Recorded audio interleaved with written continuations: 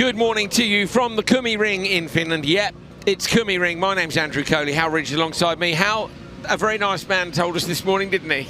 And we believe him. I mean, he could be hoodwinking us. Yeah, he could be sending us right Imagine under the Finnish bus. Yeah, I'll see about that. Here comes the Finnish pronunciation bus. Yeah, he came past on his little scooter and he said, it's Kymiring. He said, there's a river nearby, Kymi something. And we were like, okay, fair go. There we go, Kymiring. So the man on YouTube was right. Sorry, mate, fair go. This is Simon Tiger, Mikko Ikonen, and who's missing? Hal? Sari. I've just had a message come through actually about blown engines. So Uti Ikonen and Mikko Sari both blew their engines. So it's Hammer, of course, in the Skoda. Ikonen had a terrible failure yesterday where the oil pump pulley came off on the engine and the timing went all very slack, and yeah, that was game over. What a shame. Yeah, expensive shame. Mikko Ikonen, her husband had that spin and got collected by Simon Tiger, didn't he? Remember we saw Tiger going slowly at the end of the session. And I have to say, Andrew, the loot is looking absolutely fantastic at this stage of the day. Look how smooth it is compared to yesterday. That is a night and day difference to the quality of the loose surface section. Yeah, I mean, we need to give that some context, don't we? Emil Hammer's been Hammer time for a spin. Just dropped it on the exit. It is pretty wet. They put a lot of water on the circuit as well. But yeah, Ikonen spanned just there at on the main circuit, and so that it was so bumpy that the dampers hit the bump stops, and then you couldn't do anything about it, and they got collected by Tiger. Simon Tiger's gone for the whole sort of matte black front end for the looks of things. Hal, like, seems to have just completely repainted the front end of the car. Plain white wing for Ikonen. Is that from the contact? Yes, maybe it's the double contact for them, is it? It was the contact for both of them, yeah. Well, so just had to go. Tell you what. Here's the spare panels. We'll just rattle can that. Hope you had a nice evening, everybody. Me and Hal spent it with, 2 Swedes, 4 Hungarians, a hot tub. A Latvian, yeah. That sounds pretty dodgy, doesn't it? We're at a mad little Finnish hotel in the middle of nowhere, which was very nice. All the birds singing this morning. And they've got like, Finns love a sauna. So it's like a sauna, a hot tub, and luckily it's kind of in this little indoor room because the bugs here, I don't know if we mentioned the bugs yesterday, but wow, you could run a Dakar stage over the lumps on me and Hal. It's ridiculous. It's ridiculous. You'd need your Rigers, your proper dampers on to be able to get up and down my legs. My goodness me. I found a Mozzie in my room last night, got it. Took me ages to find it. You know when you can just hear that noise? I was like, where are you? I was using the little bedside light like a wartime searchlight, trying to find its shadow on the wall. I found it, nailed it. Not really a big fan of executing stuff, but Mozzies are on the list. Look at that, Hal. 70 truckloads was the latest update of material bought in by Tapanen. So Tapanen's family are obviously in that kind of game, and they bought in an enormous amount of material and apparently have worked all night. So we'll have to see how it holds up. As you can see, it's looking a lot more solid than it was yesterday, and fair play to them, Hal, for the amount. I think one of the cool things here is the way that the people within Rallycross of RallyX have pulled together. You look at yesterday, Eric Varen's dad out driving machines. Now we've got Tapanen bringing in a load of material and machines overnight. It's pretty cool, isn't it? Yeah, the Tapanen family were involved from the offset in once we were here, and clearly yesterday the trouble with material is if you don't have it on site, you can't necessarily get it immediately. So there'll be not a lot of acquisition. Moving material isn't the job of a moment either, is it? With the infrastructure required to do that. So yeah, clearly loads of effort being put in, and yeah, absolutely fantastic. Yeah, the list of Simon Tiger took that one with, what did he do? 3:23.2. I know we shouldn't compare, but we're going to. Wow. Okay, that's faster than Tuomo Svenalainen went yesterday to win Q2. So that's actually the fastest time of the weekend so far in open tool drive. Looking at the track, I'm not surprised. It's like super smooth. List of blown engines, yes. Sari, Venäläinen, Uti Ikonen, and Penttinen apparently. Sounds about right, doesn't it? Yeah. Thanks, Henry, for the message. Penttinen must have been in the supercar, I guess. Wonderful to see that back today. Can't finish the result. Simon Tiger from Mikko Ikonen and Emil Hammer. Race 2, and we are missing Venäläinen, so presumably they don't have a spare engine for that car. Johansson, Jensen, Gabrielsen, and Jensen. I'll ask Henry Rantanen because he is one of Dromus's team. I'll just put spare engine question mark and let's see if they come back with anything. I would have thought not, because surely you'd want to get it done, wouldn't you, overnight? Yeah, and there's been no warm-up today. So, yeah, unusually we're straight into racing. So Victor Johansson, Christian Jensen, Lucas Gabrielsen and Peder Jensen. Victor at the minute is in the TQ spot with a P1 and a P2. Venäläinen was in second, but as we've already established, he's missing. Lucas Gabrielsen gets a brilliant start in the little Starlet. Normally gets out-dragged to turn 1 by the Mercedes, but not today. Let's go, Lucas Gabrielsen. Gabrielsen has got to come to more events, Hal. He is doing, I think he's doing the full season. Right, good. Well, that's what I want to see. But that's not what I want to see. What's going on here? We've got a... Oh, there it is. We're back. We're back. Luckily, nothing happened. Nobody worried. Nothing happened while we weren't looking. Does a tree make a noise if it falls over in the woods when no one sees it? Yeah, it's true. Hears it. Sees it. Sees it. Sees it. Sees it. Yeah. It's a bit like Ghostbusters, isn't it? Listen, do you smell something? Do you remember that line? No. It's that early in the morning, and we're already onto the pop culture things that Hal hasn't seen. You must have seen Ghostbusters, though. No. Come on! You've never seen Ghostbusters? I know the theme tune. Oh, are you serious? Yeah, I'm very serious. Oh my God! Even Peter Hellman, the producer, is shaking his head. You've never seen Ghostbusters? That's what I said. Yeah. Oh my God! So you don't know who Slimer is? No. Oh my God! Why is it a revelation? Get the YouTube comments up. Anybody who's watching, I know it's early, maybe nobody's watching, but please. It's 7 o'clock in the UK, mate. Lay into Hal Ridge. Like, what are you on about? How can you not have seen Ghostbusters? Gabrielsen continues to lead. It is early, sorry. It was a long day yesterday, I know. I just feel this feels like a continuation of, we're on to qualifying 19. No, we're not really. We're looking forward to today. Q3 and Q4. So we were talking yesterday whether or not there would be a Q4. Thanks to the hard work put in on the track, there will be a Q4. I have to say, at the minute, it's looking good. We were going to have a track maintenance break between supercar lights and open four-wheel drive. So we do 4 races, have a little break, and then continue. But I'm wondering if they'll do a track inspection. Hal and go, you know what, we're golden, let's crack on. Maybe Rainers will set the fastest time of the day. It is Kia, what is it? Chiganta, or Dink, or whatever you call it. Small, yeah, small Kia. So Johansson went Joker. Is it a Kia?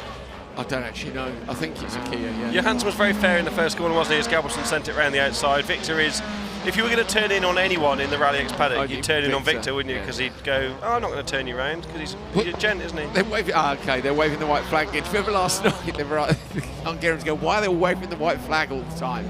But on this occasion, I get it. Jensen is going slowly. So, yeah, and that's why, basically. Big shame to lose Venäläinen there, because had brilliant pace and... Well, potentially then winner. Like, didn't go that well in... won a couple of years ago in Kovala, didn't he? Remember? It didn't go that well in Q1, unfortunately, but went well enough. Yeah, was it last year or the year before? Andrew goes for the stats. Yeah, no, maybe second sometime. last year. It was second last year. Let me check 2023, Hal, because my memory, as you well know, is rubbish. I don't know. I don't think... Did he win? No, he's at 22 then. 20. You reckon he won in 22? Dig deep here, mate. Gabrielsen, what's the time? Is it enough? No. 3:26.6. Let's check 2022 and see what the Ridge Racer says. If you did win, it was a double win. Was it a double win? No, that's Olli Lahti.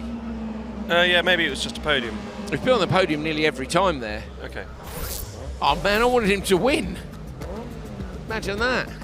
That was a brilliant time from Gabrielsen, but not brilliant enough to beat Tiger, who was flying then. This is where what was Tiger saying yesterday? You can't use the power because it's too rough. Now suddenly the track's all smooth. He's happy to have 8 million horsepower again, isn't he? 8 million and 5 now. They've been working on it all night. Yeah. Change one little thing. Take that wing off the back and they go another 50 mile an hour faster, I'm sure.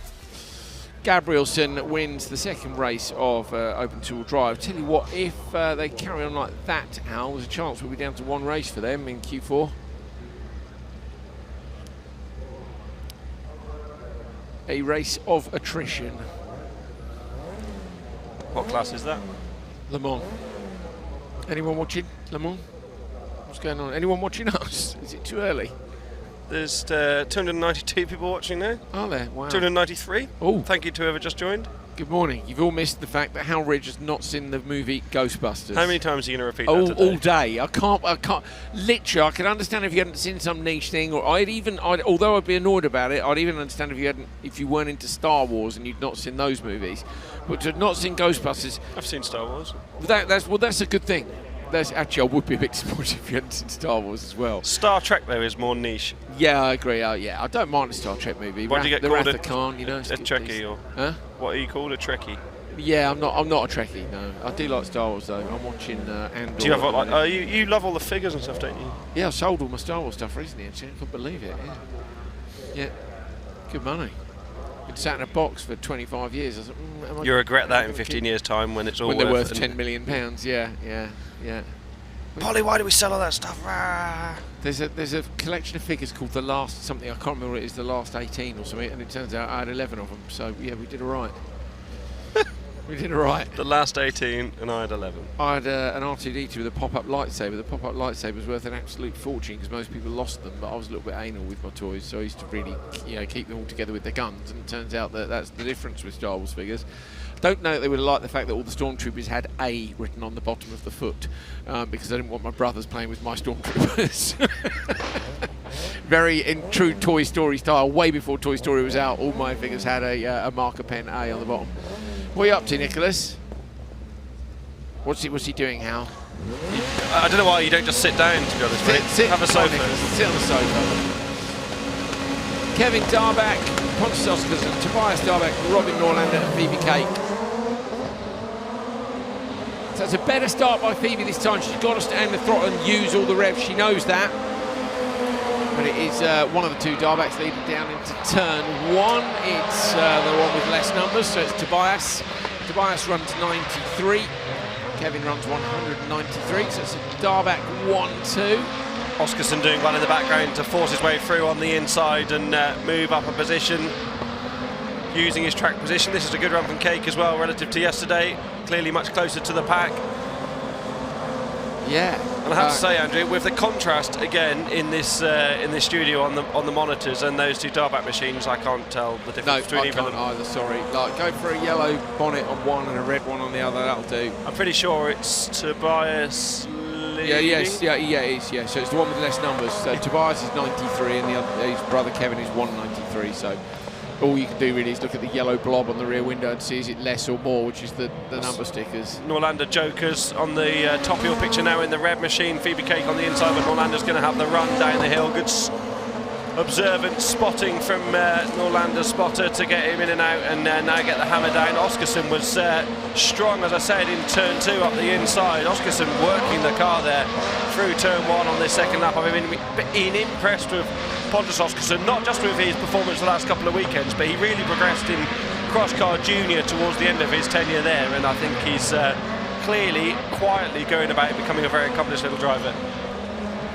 Phoebe Cake in the background. We spoke to her dad this morning. They had a master cylinder change on the brakes yesterday, and that caught her out a bit. The bias was a bit different than she thought. Still learning. Look at the track out. It's holding up brilliantly so far. I know we only had 3 runs, but even those 3 runs, it looks better than yesterday, doesn't it? Much better, yeah. They've done massive amounts of work, as we've said several times. Oscarsson gets a bit sideways, chooses not to joke again, so he's going to follow the two Darback brothers throughout. This is all about just trying to get as much space between him and Norlander behind. What's the gap as they cross the line? A 3-second margin Tobias has over his brother, which is very impressive indeed.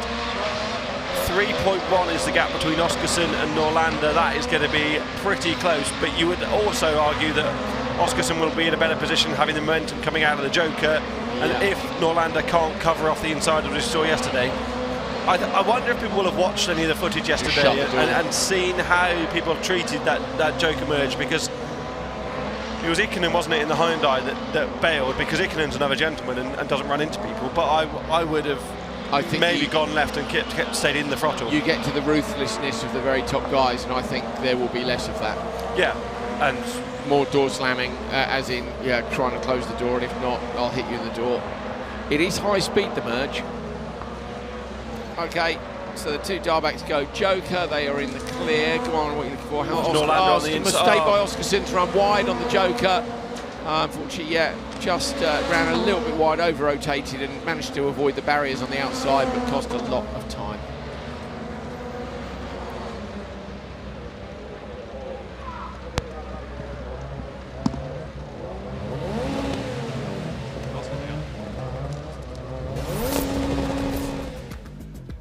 Easy run here for the Darbacks. They got lucky that Oscarson didn't get a brilliant start there, didn't they? It just allowed them to move into P1 and P2 and it just in a straight line. I think that was the first great start from Phoebe Cake as well. Reacted at the same time as everybody was there until turn 2, and yeah, that was Oscarson getting up the inside of Norlander. What a shame just to make that little mistake in the background, pushing hard because it was going to be close, wasn't it, at the Joker merge? Yeah.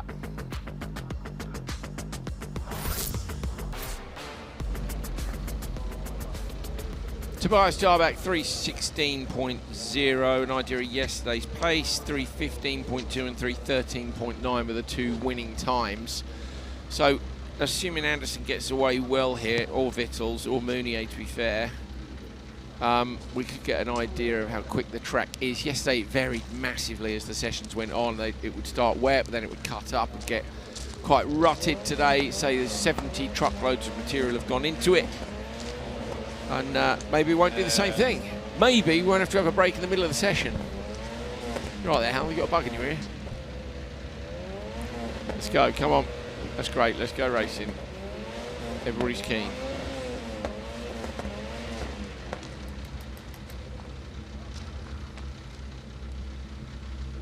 Jag pratar på i bägge två, får vi se vad du säger om du tycker att det är någonting som är kul.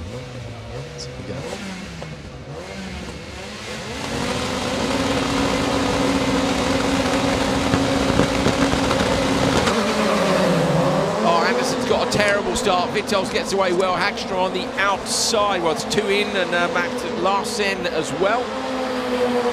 Larsen might get there alongside Vittels, not quite. Tries to shut the door on Hagstrom inside. Hagstrom still looking as they run into turn 2, and Hagstrom just fires it to the side. Going to lose a position on the exit there. So Mounier manages to go through into P2. Mounier, the biggest gain there, really, but a clean start by Vittels in the way. Thank you very much, chaps. Mounier's thinking as they got into each other and left the door wide open, and Julian was like, yeah, I'll take that, cheers. I'll get after Roberts if you two boys are going to keep squabbling down there. Hagstrom was late with the pass, wasn't he, into turn 2? I mean, I'm not saying it wasn't on, he was 100% the inside. There was a fair bit of contact as well. You're above Hagstrom now with Vigo in the drone. A little bit sideways from Mounier as he gets out from the tarmac into the dirty gravel line on the outside.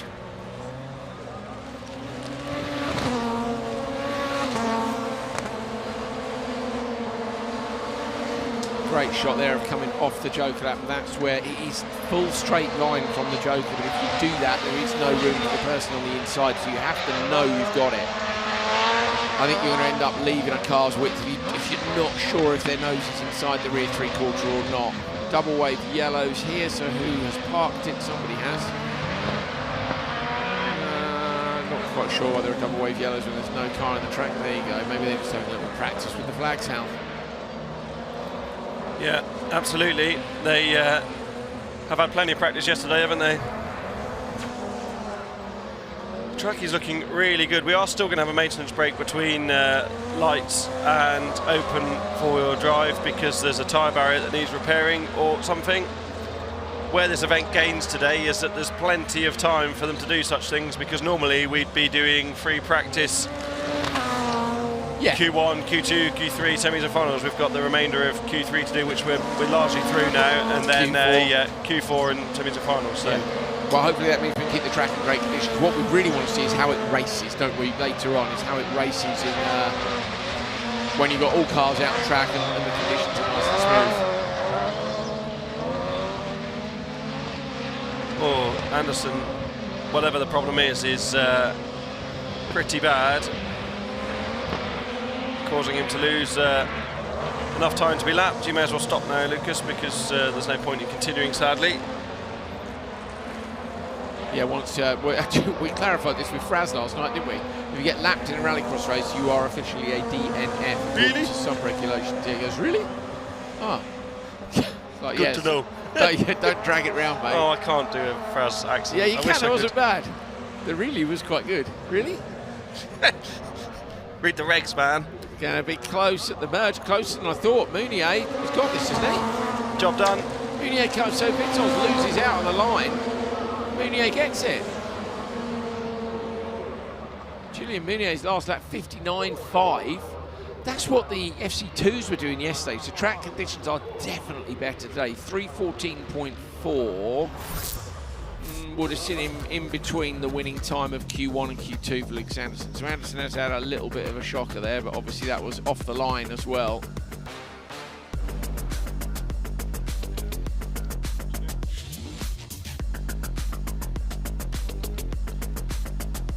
So yeah, Julian Mounier wins the session with a 3:14.4. And I think we're going to head to the sofas, are we? We're going to head to the sofas? Is that what we're doing? Yeah, I think so. Right, stay with us. We're going to relocate.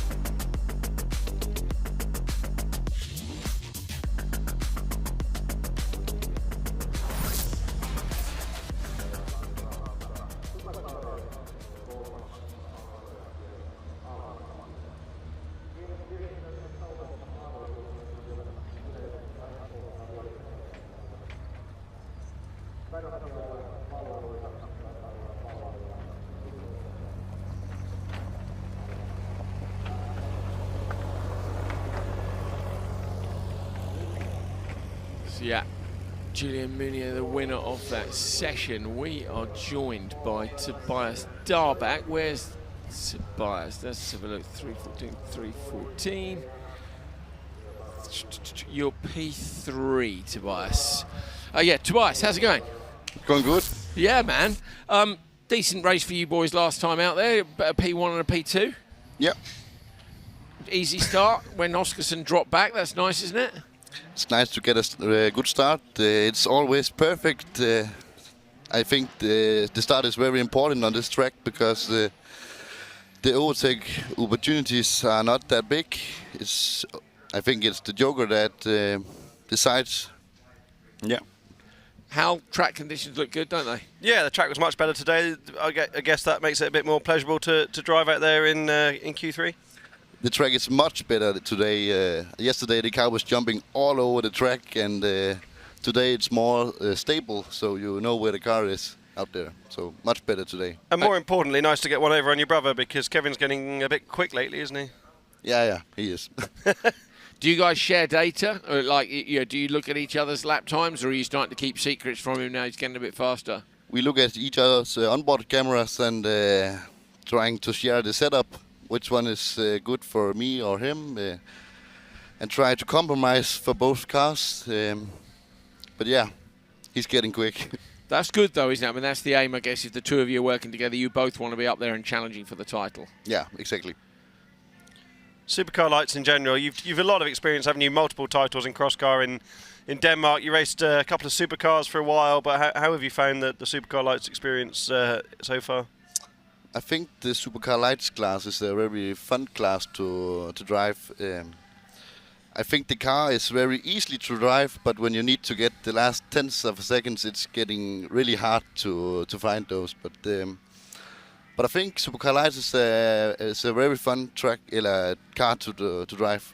And of course, we've seen the FC2 now. Lots of people are modifying their Supercar Lights into FC2s. With the modifications you've seen now and how quick the FC2 looks against the supercar, do you think you guys might consider upgrading from supercar lights to FC2 or no? Maybe at some point, if we have to drive supercar, we got one at home, and maybe we can use that. And I think the FC2 is getting there, but I don't think it's there quite there yet. Quite yet. So yeah. Supercar later in the year or lights all year? lights all year. Lights. What's the supercar doing? Nothing. We're working on it. Okay. Yeah. Okay, sweet. I was going to. Hal, do you want to rent a supercar? I'm good, thank you. I've got my own that costs a lot of money. Hal's got no money left because he's finished his rallycross car that he took to RallyX. So now we have a saying in the UK, which is that he is skint, which means he has no money. That is true. And he's laughing because he knows it's true. Yeah. Hal, going to be a good day, I think, looking at track conditions. Like, genuinely, I'm interested to see. They're saying, I think, 16 is when we're going back on. I haven't got my phone, so I can't even see what the time is. What's the time now? 27. So that can't be right then. No, it was 16 36. minutes, but I don't know when we started. 16 minutes, sorry, yeah, go on. What are you saying, Calla? When are we back on racing? Okay, 13 minutes, 9:40. So, yeah, so do you think they need a big track repair now, or do you think it was okay? In my heat, it was okay, but I don't know how the track is now. But if it stays like this the whole day, I think it's going to be a great day. Yeah, me too. There is the time available, isn't there? The way that the day's structured, and I think if you can, it's like anything, isn't it? If you let your paint job on your car or your livery get really bad, you've got to redo the whole thing. If you repair it as you're going along, then you can just fix it in little pieces. Tidy. Similar to the track. If you can be repairing small holes as they appear, then you're not going to have to deal with the massive big holes when it's gone too far. So I think, very sensibly, they're using these brakes just to keep on top of the small details. I think there's probably also a hint here of yesterday and worrying about how the track was yesterday. You know, they're still in the mode they were in yesterday, which is where the track was falling apart very quickly. And maybe today they won't need the little brakes, but certainly I don't think we'll be compressing it and finishing at 2 o'clock, will we, mate? No. But that's fine. Whole day of rallycross. What's not love? Yeah, exactly. No, it's great. It's great. Tobias, what's a good result for you today? I know everyone wants to win every time they start, but your season's been a bit up and down. I think that's fair. Yeah, well, the couple of last races has been really big disappointing for me. The result is not what I hoped for, so I just hope for a better result this time. I just think a podium will be really nice. Yeah. Okay. Cool. Hello. Hi, Hal. Nice to meet you. Who are you? Come in, mate. Grab a stick, Hal, and we'll switch one of those on as well. Switch it on. Oh, it's going out to the engineer. Oh, that was easy. There we go. Switch. There you go, mate. Cheers. Good stuff. So just quickly before we fit, you're all good, mate. You're on. Don't worry. It's on. Sennheiser, it's a good one. It's a good one. It's an expensive one. No, he's an expert on microphones. Don't nick it. My sister is singing, you know, so I'm been around. Yeah, nice one. Mate, how's it going? You happy? Well, never happy if you're not first, but well, we are getting there. It's also for me a lot of new stuff to learn with this car on the gravel. I mean, the track is fantastic, and I think the crew and everyone here overnight has done a massive job to get the track to this condition. So if you can keep up during the day like this, I think it will be a fantastic race till the finals. Yeah, we're looking forward to seeing how it will race. I mean, we know that the overtaking opportunities are limited, but I think it's fair to say that's true of most rallycross tracks. I think the Joker's good and is a good opportunity. I like the fact the Joker is quite technical, both on the entry and the exit coming down the hill. There's an opportunity there for people to make mistakes. The merge is good, and I love turn one. I think there's a lot of opportunities in turn one. Even if you lose the starter on the outside, you're not guaranteed to be in turn two first. Yeah, exactly. I think this track has a little bit of everything, you know. First tarmac corner, it's wide, like you said, a lot of opportunities. Then we head into the very nice and flowing gravel section where you can really push hard, go with the high speed. It's not like typical gravel corners when you need to slow down, rotate the car, and then wait patiently. Here you can just go in, throttle, go out. That's nice. So yesterday with the holes, it was a little bit rough. So you're kind of balancing between getting some damage and being fast. So today, yeah, if guys can keep up the track like this, I think we will have a fantastic day today. How are you enjoying being in the Supercar Lights class, mate? We've known each other quite a long time now. You've done a lot in the Baltics, but also internationally, British Championship, Super 600 Supercar. You've driven in the World Championship Sport class a bit. How are you finding the Lights experience here in RallyX? Well, to be honest, it's a little bit of a difficult switch. having done all this previously and then going to the lights car, because you know, lights, it's engine in the back, different weight balance, so it's kind of a different style of driving, more like a cross-car driving, but with a car. So I think the guys who are stepping up from the cross-car juniors, they are quite good with the supercar lights, and I think we have seen that in many races. So supercar, Super 1600, everything I have done before is more like driving on the nose. You have the weight in front, so you kinda guide where you want the car to go, and it goes. Now you need to drive more like a cross kart. I mean, we drove cross kart with Tobias in, I think it was 2015-16 in North European Zone Championship. So we also come from that background, but it's been quite like 10 years now.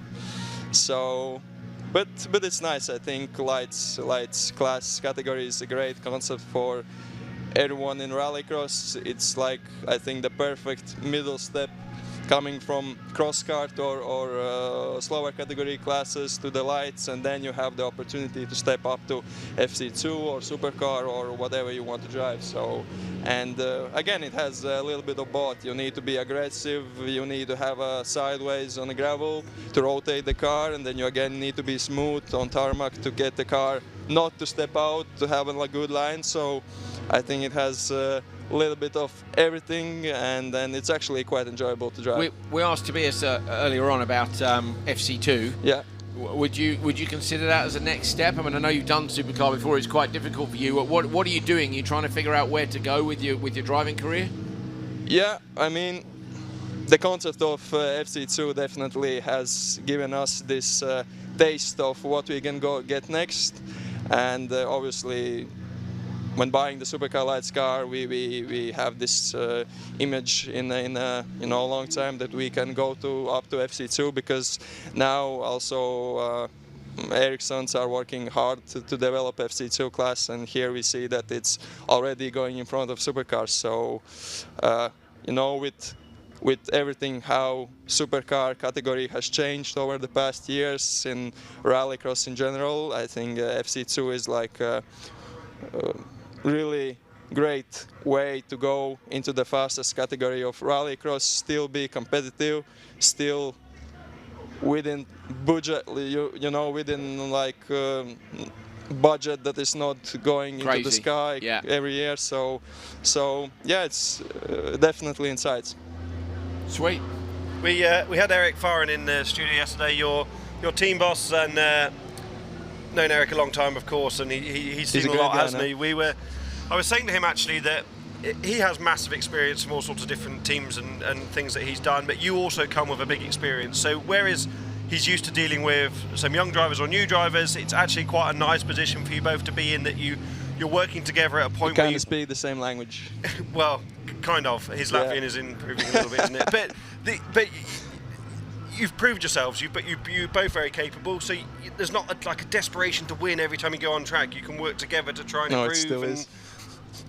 I just wonder if it's different, that you know that sometimes you have to be second in a qualifying race, because that will ultimately do you better at the end of the event. Whereas when you're a young driver just stepping up, you need to win every time to prove yourself. It must be quite a nice environment to work with someone so experienced in that way. Yes, of course. Eric is a nice guy. The whole family, the team, guys, we are working together. They are all like, the first moment we stepped into the tent together with the team, it felt like a very home feeling, and obviously we are all trying our best to work together, move forwards. Eric brings a lot of experience in both direct in the supercar lights category and as well as in rallycross in general, and it plays out in strategy-wise, how we set the day up, how we manage races and runs. So yeah, I think it's nice to be in such environment that that you are speaking kind of in the same rallycross or motorsport language. You understand each other from like half aboard. So it's very easy to work that way. It's very easy to progress, and for us both, and I think for the team in general, the only goal is to win each run that we start. No matter if we are last or first, the goal is to win.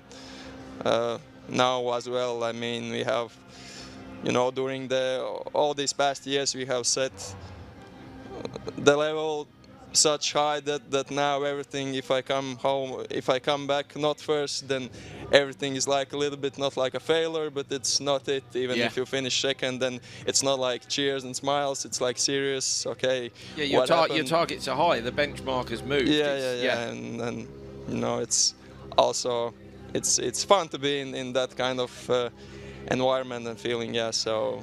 The foreign team obviously feels like family. I get that. I said to Eric yesterday I'd happily drive for him. I would need a calming influence, and I in a team, just because I'd be like, oh no, I'm all worried about everything. That's just me. And Eric would be good at that. I know he would. But Tobias, your team is a family team, so it's not just a family feeling team like Eric's team is.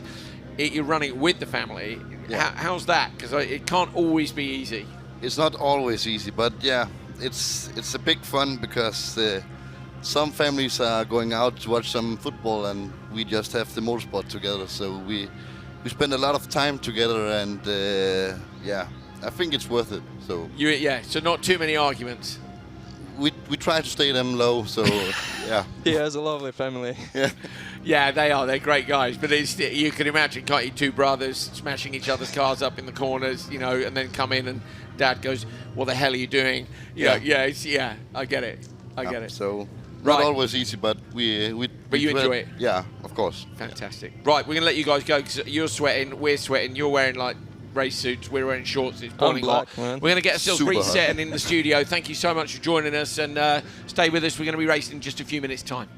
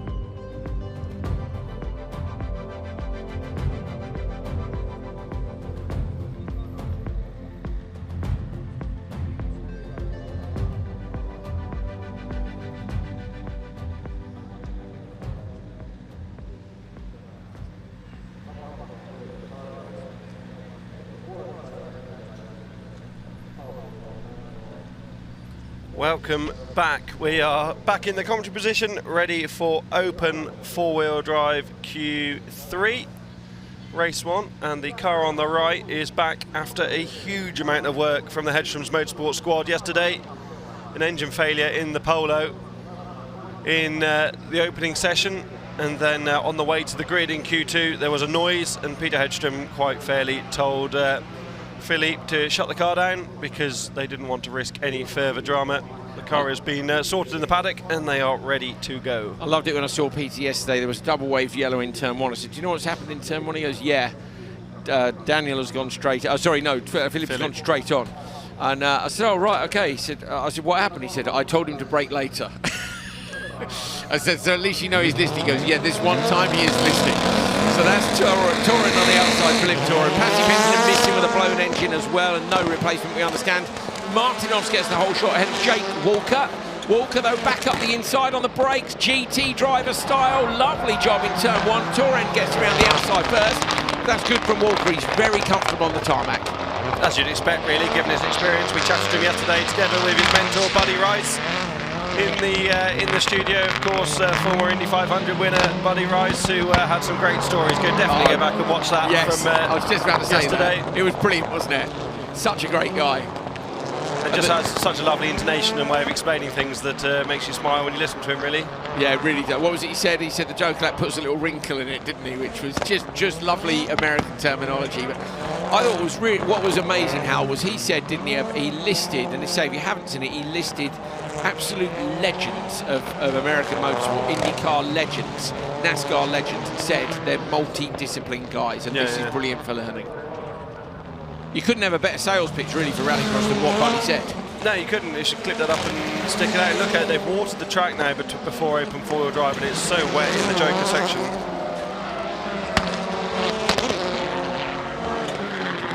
So, quick as that 101.2 from Philip Toran. We saw 59.5 from the very quickest lights guys, but obviously it hadn't been watered as much as it has right now. Track is still looking super smooth.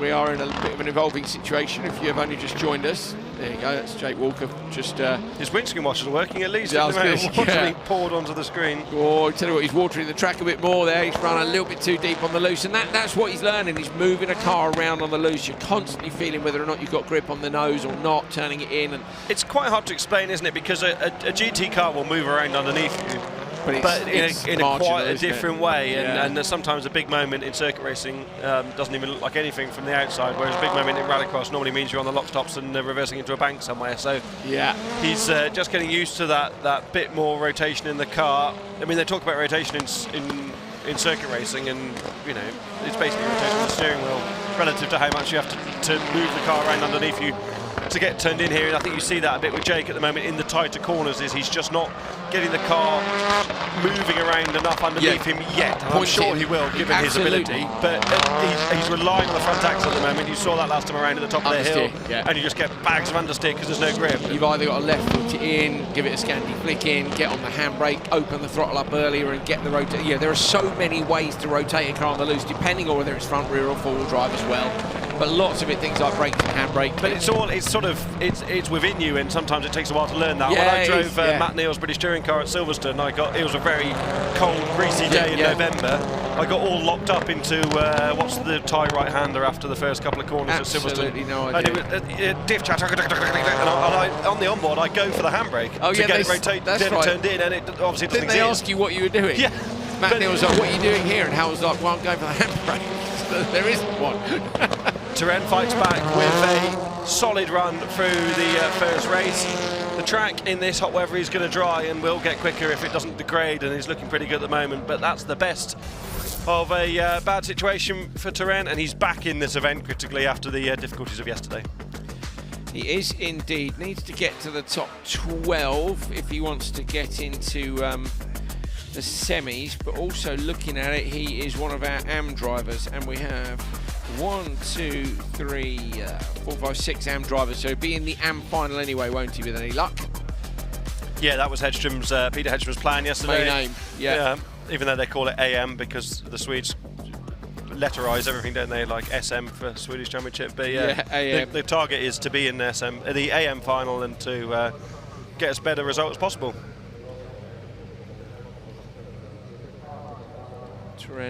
Did you know I could speak English? Because what I just said doesn't really compute. I did. Yeah, to be honest, Hal, you're making no sense whatsoever. Everything's fine. Don't worry. Everything's fine. Philip Martins and Victor Ranks, Yardi Turley and Simon Olofsson.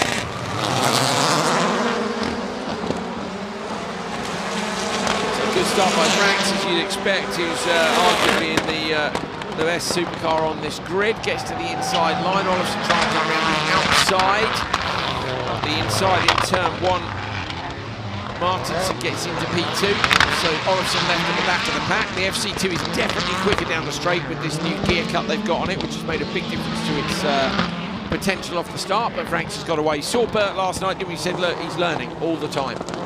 Yeah, and a tough field in which to learn. I'll have an argument with you about the best supercar here, because I think no, on the grid, not in the field. Oh, I see. Ikonen is the one you're going to say is the best one here. Or the Fiestas. I think there's not a huge amount in it. Yeah, no, I meant this particular grid. Oh, I wanted an argument. Yeah, it's too early for an argument, so I'm going to have to shut you down, Rich. I'll have an argument with you after midday.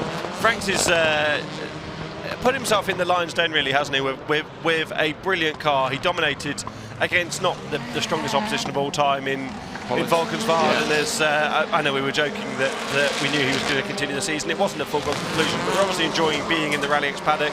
Good for Victor's driving. They're not doing anything in America at the moment, which was what he's done of late. So, yeah, but it is tough racing against drivers you don't really know. It's difficult coming to new tracks that you don't know. Okay, he's done RallyX a couple of years ago in the RX2E car. Was very close to winning the AM title, wasn't he, actually, against Maiko Which was Tam. impressive, to be fair. But there's a lot of expectation coming with a machine gun of a works-built Peugeot, isn't there? And I think he's doing a pretty good job. Yesterday made a bit of a mistake, didn't he, down at the hairpin? I think really should have tucked in and not gone for the big send around the outside. But yeah, doing a solid job. A load of understeer there on the exit of the penultimate corner, but there we see gets the car nicely turned in. That's what we were talking about with Jake Walker in the previous session. He wasn't really managing to do that yet. No. And he's got wheel. You can see there, Franks has got a wheel on the inside of the ruts, even. Yeah, just using or making sure the car is as tight as can be on the exit, straight, and then on the power as early as you like. Him and Martinson yet to choke, and the gap back to Thury is 8.9, so it might be borderline for Martinson, but I think they'll both get him, to be honest. And then it's about seeing what the pace is like, because we are, again, today we're learning what the pace is going to be on what is a much smoother track at the moment, and I have to say it's holding up a lot better than it did yesterday, thanks to a lot of work from both the RallyX crew, the Kymiring crew, and also the Tapainen family,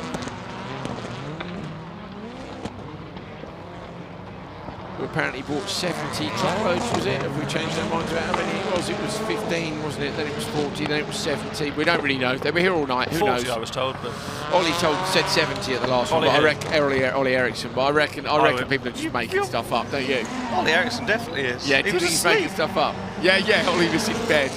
Over the line, Franks does a 309.4. Take a look at yesterday's times. That would have been P2 in Q1, and it would have been P3 or 4 in Q2. So good track conditions, very, very hard. Someone asks where Jacques Franks' chassis is from previously. It's a Peugeot Hansen car. I think it's a 17 car from memory. I've got it written down on my laptop, but it's a 17 car, I think. And yeah, it was owned by the Bowmanis team very recently. It's been since moved to Hedstrom's Motorsport. Remember, Peter Hedstrom drove in Estering last year and had that stunning performance, didn't he? Also drove in Pulius. But no, Franks is doing great things in it too. Yeah, wins that one with a 309.4. Second and a first, Hal, in the car in Estering, so didn't do anything else in RallyX. Who finished second in Estering? Didn't he have a great final with Linneman maybe or someone? It was Linneman, yeah. Linneman and Martinson was third. Hedstrom's been involved in some great finals, hasn't he, in RallyX history? Right, Maiko Tam, Mikko Ikonen, Ollie Eriksson, Elias Svensson and Kasper Janssen. Svensson got away well, but on the inside it is Tam and Ikonen, as you would expect. Eriksson moves across to the inside line, he knows what he wants, but Svensson's beating him to it. Eriksson might end up at the back of the pack. If he holds onto the back of this train, he could get Janssen. Janssen might get mugged. Eriksson moves out to straighten out the exit, but Janssen's actually done well and gets past Elias Svensson on the way around the outside. Now that turn was not smooth enough to do that yesterday. What a move from Kasper Janssen to get that done. You're 100% right, Andrew. It wouldn't have been possible to get that done yesterday because it was too rutted and loose on the outside, and that's where we saw. I was just sort of calling out Victor Franks for making a mistake there yesterday because he'd gone wide, grabbed the handbrake and just got washed right outside. Ollie Eriksson is trying absolutely everything. He's almost on the grass there, isn't he? To find a way through on Elias Svensson. Svensson having a much better weekend here. See who goes Joker here. Is Ericsson going to respond? Ericsson does go Joker. So Janssen and Ericsson have gone Joker on the first lap. Ericsson was getting held up there by Svensson, wasn't he? So clearly wanted to get some clear air, follow his OMSE teammate, Casper Janssen, who was a good way up the road and definitely won't be holding up Ericsson anytime soon. Gap is 1.6 at the end of the first lap. It's 4 seconds back to Svensson in third. Then it's only 2.5 back to Casper Janssen. Janssen was ahead of Svensson. Svensson a little bit too sideways in turn 3 there. But you expect Janssen behind to be executing the super tidy driving if he can. Ericsson's on the back of Janssen as well. Yeah, so I realised as soon as I said that Janssen was a good way up the road, I looked at the time sheet and realised that they split by half a second. So Ericsson on a big push here against Janssen, who was very consistent yesterday. Svensson's got to go now, surely, if he wants to defend from those two. Let's see if Svensson splits off to the Joker. He made a mistake, didn't he? So I would go again if I was Svensson spotted yeah, to try true. and do a clean lap. Who's gone? Ikonen goes in, and Svensson. Where is Svensson now? I think Svensson's gone. He has, yeah. So Ericsson sends the car into the penultimate corner. There is Svensson at the bottom of your shot. Must have either made another mistake then, or has an issue on that lap and dropped a load of time. So Ikonen jokers, but I think he's joking into the clutches of those cars behind him. Look at that. Janssen's gapped Ericsson just a little bit in the second. Something must have happened there, Hal, because Ericsson's off the back of Janssen as well. So I don't know what was going on in the infield, and now Janssen makes a mistake. Good to see alternate lines there, though. I wonder if Svensson made a mistake and Ericsson came across him. Yeah, got in the way. So Tam out front, the gap is 6.4, so Maiko Tam should take this pretty easily. And then it'll be about whether or not these two can pass Ikonen. I think they will, looking at the just visually. They're close enough. Ikonen's been in the Joker, Andrew, so... Sorry, no, they won't. My bad. Unless they can pass him on track. You're completely correct, Hal. Well done. So Tam's going to come out miles in front, isn't he? And that's nicely done by Vigo, who takes the shortcut that only the drone can. And Tam smashed this, so now we might get an idea how quick the track is. 3:06 is it going to be? 3:07.0. Ericsson right back on the rear of Janssen at the line. 2/10 off the fastest time of the weekend, that is. So Linneman winning Q2 was a 3:06.8. The time for Q1 was a 3:07.8. I know Janssen's highly rated, but I was thinking, why are you certain he's going to overtake Ikonen? And I realised you thought he I thought he hadn't joked. Yeah, no, you're right, mate. Yeah, got myself all in a confuddle. Classic. This is the line that wasn't possible yesterday, and it wasn't possible because the roost from the inside had built up into such a pile that if you went in, you'd either bog sideways, wouldn't you? But also that was the least... what happened? No, this was earlier. This was on lap 1 before Ericsson jokered. So it was later that there was a problem for Svensson, who has dropped it off on the left. Gone the wrong way. I think he spun. He stayed on the gas and come round. So why did that cost Ericsson so much time in the background? There he is going in. Is this Svensson losing it? Yes, it is. I wonder if he's broken a rear shaft or something. But the wheels rotate. Ericsson's just lifted there, I think, not knowing what Svensson's going to do, which is fair enough. And actually, it hasn't really cost Ollie anything in race time because he jokered behind Janssen and then finished right on Janssen's tail. So a sensible, experienced move there from Ericsson to get out of it and not risk collecting a car that was spinning. No damage, and as you say, no real time lost. Where are they? 3 temps off the back of Janssen there, so clearly very close. Yeah, Ollie's P6, Maiko Tam with a 3:07.0. So can anybody better that in this one? Linneman, Sepper, McConnell, Tapainen and Howman on the outside. I'm excited now for the track conditions and the fact there's a few alternate lines down in turn 2. Should mean for people thinking, okay, you know what, I'll have a crack around the outside. And if you lose the start, watch for people heading out right over to pit wall and then diving up the inside of everybody in turn 1, because the drivers on the inside go defensive and then run wide on the exit, and that can open the door.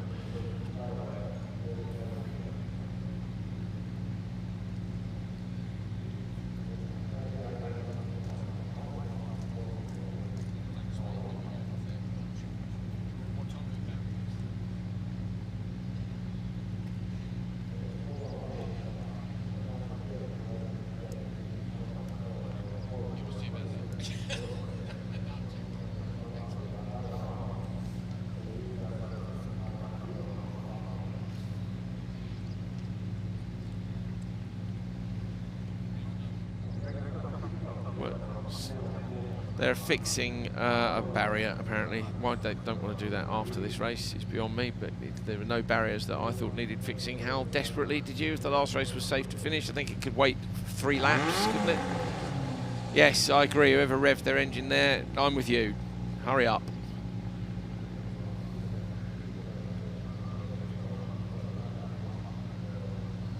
Birds chirping away in the background seem to be replaced by wastegates chirping away on the run down to turn 1. Let's go. Linneman on the inside of the fastest time of the weekend. The track conditions have changed massively. A couple of FCTs in the mix. Seppa's been impressive since FP1. And Seppa gets a brilliant start along with Tapainen on the outside, Howman too. Now Fraser McConnell coming back through the middle of them, but he'll hit the limit and maybe at the end of the straight. Tapainen turns in across Fraser's nose. Fraz gets sideways, goes late on the brakes and is inside Tommy Howman, who sees it coming. Seppa inside Tapainen, Howman inside Fraser McConnell. We've got turns going on all over the place. Down at turn 2, they're passing everywhere. Anton Seppa is driving brilliantly this weekend. Tommy Howman, I thought, had lost out badly at the start, but came to the inside and got that move done on McConnell to move up a position. Tapainen, that small mistake in turn 2, just lost out. Linneman's got McConnell as well in the background, got him in turn 3. Linneman with another poor start. He was in the studio yesterday telling us that he was on maximum launch boost settings. Yes. Get on the laptop. He had to get back onto the laptop to adjust that. Hasn't got an engine engineer with him. He's doing it remotely himself. Tapainen into the Joker this time around, followed by Howman. It's Linneman and McConnell following Seppa, the race leader, on the standard lap. Stakes down now from the Joker, comes to Payne and watch for, where's McConnell on the right? I think he's already on the straight. He is indeed. This is not going to work out for Tapainen, I don't think, if he gets onto the rear of McConnell, if he's got great ultimate pace. There's a lot of dirt out there. You can see how wet the front of the cars, how wet and dirty the front of the cars are after 1 lap, so it is still slick out there. So Tapainen desperately needs Fraser McConnell to Joker this time around. Yeah. Look at McConnell's wipers struggling on the clean windscreen. Tapainen looks to the inside in the left hand, and McConnell gets sideways. Tapainen is waiting in the wings here to make a move on the FC2. I don't think the FC2s are dialed in for these conditions, Hal. For whatever reason, they just look like they're lacking a bit of turning and a bit of traction on the exits as well. Tapainen went a bit wide there. That's giving McConnell some breathing space. I think McConnell may go again here, but they might just choose to get out of the fight. He goes Joker. Fraser McConnell goes Joker, top left of your screen. And Tommy Howman slots into the back of the pack here behind Tapainen. So Howman might get Fraz here. Fraz should have better exit speed. McConnell will appear under the drone any second now. But no, he doesn't. So he's behind. Drops back into P5 where he was before the Joker started. The difference with the track being much smoother is different, isn't it, at the Joker merge? Yes. Yesterday we saw a much better run out to the Joker, and that's not the same case, today. Is it now? Oh, Seppa touches the bank on the outside of turn 3 over the jump, followed by Yorick Linneman. The gap back to Joni Tapainen is only 3.9. This is going to be very close between the 2 Finnish drivers, Seppa and Tapainen, for the race win. Tapainen now in clear air with McConnell having Joker. Here he comes. Look at the rotation on this, and you couldn't do this yesterday because none of this was smooth enough. They have done a brilliant job overnight. Hats off to the track crew very much. It was into the Joker on the final lap. Tapainen goes into the standard lap. Seppa goes up high. Watch him drop down the bank now. Yesterday this was a real slingshot, but can he get it turned in time on the right hand side? Where is Tapainen? Tapainen versus Seppa. Seppa on the run to the line gets it. So Anton Seppa takes the session from Tapainen and Linneman. The time is a 3:04.8, and that is the fastest time of the weekend by 2 seconds. And that was all in the fight with McConnell, because Tapainen set the fastest lap of the race and the session in the final lap. Linneman had also gone quicker than Seppa during the race. So that was a nice consistent run from Seppa, but I think really Joni Tapainen had the ultimate pace, just couldn't make it work. Have a look at this down at turn 1. So Fraser into P2 here. Seppa gets away. Now watch. Tapainen just comes in hot, goes round the outside. Lovely job there. Fraser gets super sideways. McConnell turns out here, look, but then gets inside. Meanwhile, Seppa's got inside Tapainen, and then Linneman gets through as well in the next corner. So look how offline both Howman and McConnell are, and Linneman must make the cut back on the exit of 3 to get past. Tapainen made the move in turn 1 by carrying all that momentum from 3rd or 4th relative to where he was on the grid. But then that momentum and the weight transfer in the car then carried him all the way into too deep into turn 2. So the real balance there, isn't there, between getting track position on the exit of 1, but then that also carrying you too far into 2 and leaving the door open on the inside. Seppa wins the drag race from the Joker Lap merge to to the finish line. Right, that is Q3 done and dusted. We're going to run through the standings in just a moment for you. Anton Seppa, 3:04.8, fastest time of the weekend. Now we know the track conditions change every second, but that is indicative of the track being better than it was. Anton Seppa, currently a top qualifier from Joni Tapainen. So it's 2 Finns at the top of the table. Kasper Janssen, Tommy Howman, the best of the FC2s, P3 and 4. Ulrich Linnemann, Victor Franks, 2 more supercars, along with Maiko Tam and Mikko Iken. And then it's Ericsson, Svensson Turi. Olafsson McConnell at the minute is just outside the semi-finals. Needs a brilliant run in the last one. He's had 2 sessions there, which he won't be happy with. Philip Martin and Jake Walker, our brand new GT driver from the US of A. That is open 4-wheel drive. Supercar light, Vitol's at the top of the table with 3:45. So Lucas Anderson is in P2. Look, 2 wins and then 1 bad session. Only 2 points in it, but also Julian Muniz in the mix there. Muniz just sort of quietly gone about it. 1 Q3. And then Darbach and Hagström equal on points. Another brilliant run by Hagström, who's only just up into this category. So, open 2-wheel drive, Victor Johansson with a first, a second and a third. He won't want a fourth, so we want to come back from that. Simon Tiger with the Q2 not going his way.